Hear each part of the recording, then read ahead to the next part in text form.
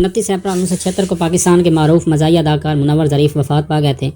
اداکاری کے میدان میں ان کا فلمی سفر بہت کامیاب رہا اور منور ظریف نے اپنی بے ساختگی، چہرے کے تاثرات انداز سے بہت جلد شائقین کی توجہ اور فلم سازوں کی نگاہ میں اہم کردار ادا کیا۔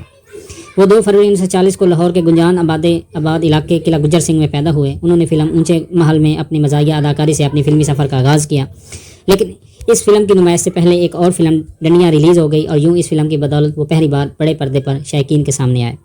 منور ظریف کا شمار باصلاحیت اداکاروں میں ہوتا تھا۔ ان کی عمدہ پرفارمنس نے انہیں اردو اور پنجابی کے معروف فلموں کا معروف اداکار بنا دیا۔ منور ظریف کا فلمی کیریئر 15 سال پر محیط ہے۔ انہوں نے 321 فلموں میں کام کیا۔ ہر سال ان کی 2 درجن کے قریب فلمیں پردے پر پیش کی جاتی تھیں۔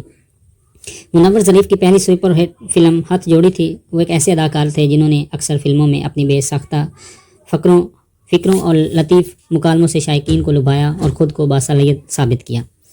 انہیں فلمی جگتوں کی وجہ سے پنجابی فلموں کا سب سے بڑا مزاحیہ اداکار کہا جانے لگا، یہاں تک کہ فلم سازوں نے ان کی شخصیت کے مطابق فلمی سین بھی رکھنے شروع کر دیے اور مکالمے لکھوانے کا سلسلہ سٹارٹ کیا۔ بنارسی ٹھگ، جیرا بلیڈ، رنگیلا، منور ظریف، نوکر بوٹی دا، خوشیاں، شیدہ پسٹل، چکر باز، حکم دا غلام اور نمک حرام ان کی کامیاب فلموں میں سے ایک ہیں۔